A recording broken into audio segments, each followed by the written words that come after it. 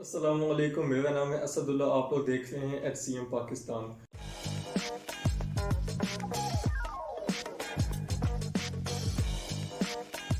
Welcome to the YouTube channel. जो लोग आप लोगों में से यूट्यूब चैनल पे नए हैं, जल्दी से सब्सक्राइब का बटन दबा दें, साथ ही साथ बेल आइकन को भी दबा दें ताकि जो भी हम लोग की वीडियो आए सबसे पहले आपको उसका नोटिफिकेशन मिल सके।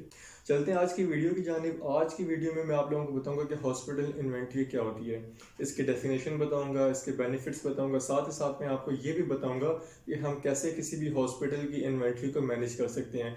कौन से स्टेप्स जो हैं वो बेसिक्स हैं, कौन से स्टेप्स बहुत ज़्यादा इंपॉर्टेंट हैं किसी भी हॉस्पिटल की इन्वेंट्री को मैनेज करने के लिए। सबसे पहले डेफिनेशन की जानिब चलते हैं। तो हॉस्पिटल इन्वेंट्री क्या चीज़ है, ये मैं आप लोगों को आसान अल्फाज में बता देता हूँ कि हॉस्पिटल इन्वेंट्री कोई भी किसी भी हॉस्पिटल का स्टॉक होता है, मेडिकल सप्लाईज का, फार्मास्यूटिकल्स का, मेडिसिन का या इक्विपमेंट का, या कोई भी मेडिकल प्रोडक्ट्स जो किस हॉस्पिटल में डेली यूज़ होती हैं, उनका जो स्टॉक होता है जो कि डेली यूज़ से हटा के फ्यूचर यूज़ के लिए रखा जाता है हॉस्पिटल में अलहदा, उसे कहते हैं हॉस्पिटल की इन्वेंट्री। हॉस्पिटल के डेली यूज़ के लिए जितनी भी चीज़ें इस्तेमाल की जाती हैं, डॉक्टर्स की यूज़ में होती हैं, ऑपरेशंस के लिए, सर्जरीज के लिए, ट्रीटमेंट के लिए, तो वो तो हॉस्पिटल में पहले से मौजूद होनी चाहिए।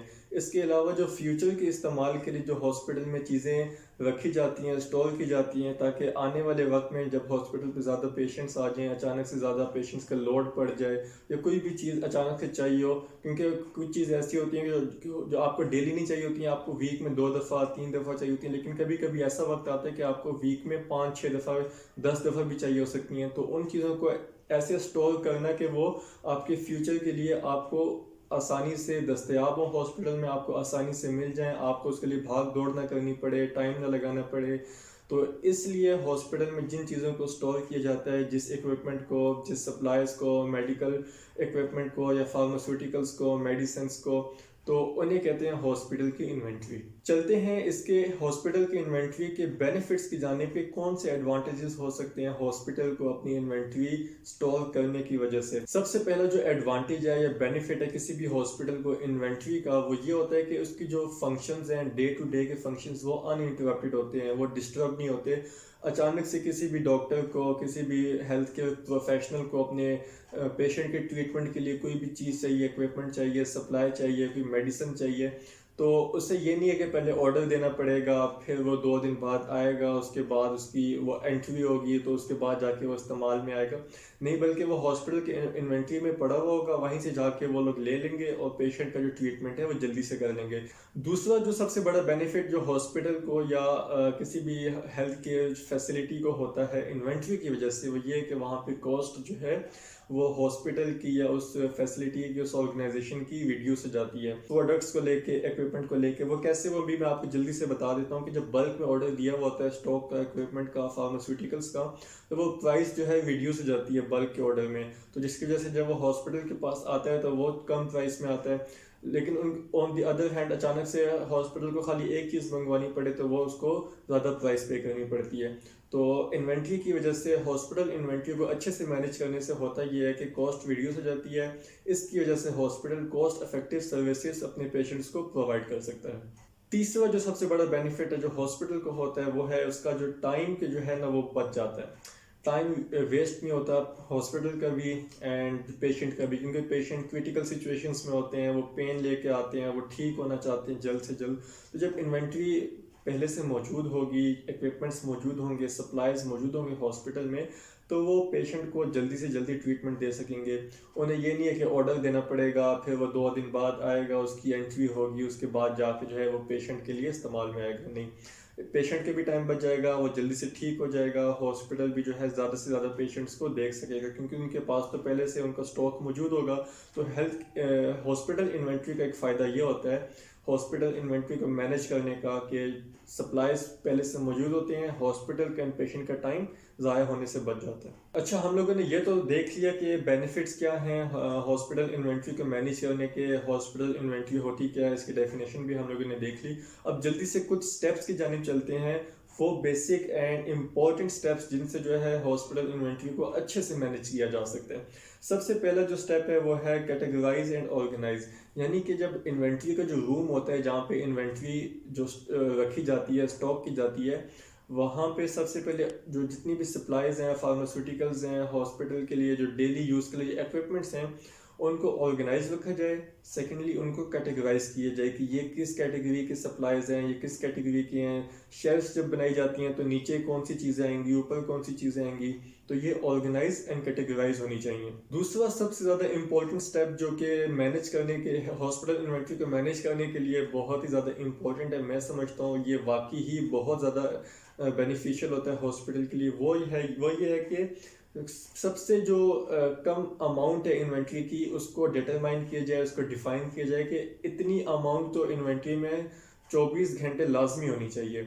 इससे कम अगर इन्वेंट्री हो जाती है तो हमें जल्दी से री ऑर्डर देना पड़ेगा, इन्वेंट्री को हमें फुल करना पड़ेगा।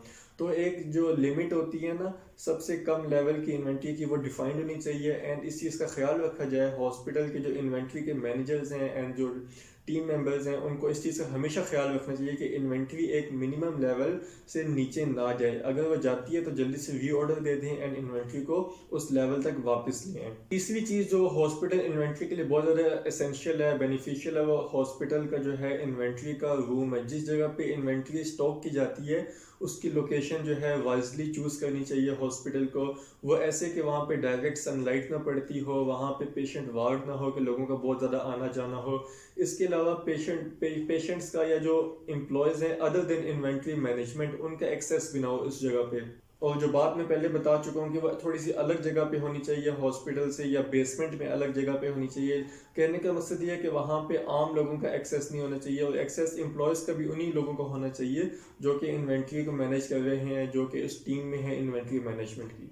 साथ ही साथ जिन चीज़ों का ख्याल रखते हैं जो मैं थोड़ा सा बताना चाहता था, जिन प्रिकॉशंस का, वो ये कि वहाँ पे डायरेक्ट सनलाइट ना पड़ती हो, वहाँ पे वेंटिलेशन अच्छी हो, वहाँ पे जो है रूम टेम्परेचर से नीचे या रूम टेम्परेचर जो है वो मेंटेन रखा जाता हो, वहाँ पे एसीज होने चाहिए, लाइटनिंग काफ़ी अच्छी होनी चाहिए, जो शेल्फ्स बनी हुई हों, जो अलग सेगमेंट्स या कंपार्टमेंट्स बने हुए हों, वो विजिबल होने चाहिए, वो दिखाई देने चाहिए, ताकि जो है इसमें गड़बड़ी ना की जा सके। इसके अलावा जो एक बहुत ज़्यादा मेन चीज़ है हॉस्पिटल इन्वेंट्री को मैनेज करने के लिए, वो है कि ट्रेनिंग एंड एजुकेशन। जो स्टाफ, जो एम्प्लॉय, जो इन्वेंट्री मैनेजमेंट के लिए काम कर रहे हैं, उनका एजुकेट होना, उनका ट्रेंड होना बहुत ज़्यादा इंपॉर्टेंट है कि उन्हें पता चले कि वो कैसे मैनेज करेंगे हॉस्पिटल की इन्वेंट्री को, टेंडर्स किए जाएंगे, कैसे उनको मैनेज किया जाएगा, ऑडिट कैसे किया जाएगा, किन चीज़ों का ख्याल रखना है इन्वेंट्री को स्टॉक करने के लिए, किन चीज़ों को किस जगह पर स्टॉक करना है, उनका टेम्परेचर क्या होना चाहिए, विजिबिलिटी उनकी ठीक होनी चाहिए, सनलाइट के साथ डायरेक्ट एक्सेस नहीं होना चाहिए उन प्रोडक्ट्स का, इक्विपमेंट्स का, फार्मास्यूटिकल्स की हो, मेडिकल सप्लाईज की हो, मेडिसिन हो, इन चीज़ों का। तो जब एजुकेट होगा, टीम एजुकेट होगी, ट्रेंड होगी, तो वो इन चीज़ों का ख्याल रख सकेंगे एंड जो इन्वेंट्री को अच्छे से मैनेज भी कर सकेंगे। अच्छा, एक जो सबसे हट के एक चीज़ है वो ये है कि जब, क्योंकि ये जो इन्वेंट्री है वो वेंडर से ली जाती है, वेंडर्स जो हैं वो उनके साथ जो रिलेशनशिप है हॉस्पिटल का वो काफ़ी अच्छा होना चाहिए, स्ट्रॉन्ग होना चाहिए कि किसी भी टाइम हमें ऑर्डर देना पड़ सकता है। मसाल है, किसी भी टाइम पे अचानक से हॉस्पिटल को ऑर्डर देना होगा तो वेंडर्स जो हैं वो अवेलेबल होंगे उस टाइम पे। अच्छी रिलेशन की वजह से वो आपको टाइमली, कम प्राइस में और अच्छी क्वालिटी प्रोडक्ट्स जो हैं वो आपको सप्लाई कर सकेंगे। तो last but not the least जो मैं एक पॉइंट बताना चाहता हूँ जो कि बहुत ज़्यादा इंपॉर्टेंट है, वो फोरकास्टिंग एंड प्लानिंग का है। फोरकास्टिंग एंड प्लानिंग क्या है कि बेसिकली हमने देखना होता है कि सब के हॉस्पिटल का कितना यूज़ होता है, स्पेसिफिक प्रोडक्ट्स का एक दिन में कितना ज़्यादा इस्तेमाल होता है, कितनी फ्यूचर में यूज़ हो सकती हैं, कितना पहले ऑर्डर देना चाहिए, क्या प्राइस होगी उसकी। इन सब चीज़ों को फोरकास्ट करना एंड प्लान करके फ्यूचर के लिए इन्वेंट्री को स्टोर करना, ये बहुत ज़्यादा इंपॉर्टेंट है हॉस्पिटल की मैनेजमेंट में। अगर इन्वेंट्री मैनेजमेंट की टीम जो है इस चीज़ को फोरकास्ट नहीं कर रही कि पास्ट में उनके क्या यूज़ था इन्वेंट्री का, स्टॉक कितना इस्तेमाल हुआ, उसकी क्या प्राइस थी, कितने टाइम में वो हॉस्पिटल में आया ऑर्डर देने के बाद, तो फ्यूचर में वो अच्छे से मैनेज नहीं कर सकेंगे, उन्हें मुश्किलात आएंगी, उनकी जो इन्वेंट्री है वो कम पड़ सकती है, उनका स्टॉक जो है वो खाली हो सकता है। तो अगर फोरकास्टिंग एंड प्लानिंग की जाएगी इन्वेंट्री मैनेजमेंट की टीम की जानिब से, तो इन्वेंट्री को बहुत अच्छे से मैनेज किया जा सकता है। इससे होगा ये कि जो मैं बेनिफिट्स पहले बता चुका हूँ कि डिस्टर्ब नहीं होगा हॉस्पिटल भी, पेशेंट भी, कॉस्ट इफेक्टिव सर्विसेज हॉस्पिटल दे सकेगा पेशेंट्स को, and at the last hospital का एंड पेशेंट का टाइम बचाया जा सकेगा। तो ये थी आज की वीडियो जिसमें मैंने आप लोगों को एक्सप्लेन किया कि हॉस्पिटल इन्वेंट्री क्या चीज़ होती है, हॉस्पिटल इन्वेंट्री के बेनिफिट्स क्या हैं, इसको कैसे अच्छे से मैनेज किया जा सकता है। उम्मीद है आप लोगों को ये आज की वीडियो पसंद आई होगी। चैनल पर नए हैं तो सब्सक्राइब का बटन दबा दें। मैं आपसे मिलता हूँ एक नई वीडियो में अच्छे से टॉपिक के साथ। मुझे दीजिए इजाज़त। अल्लाह हाफिज़।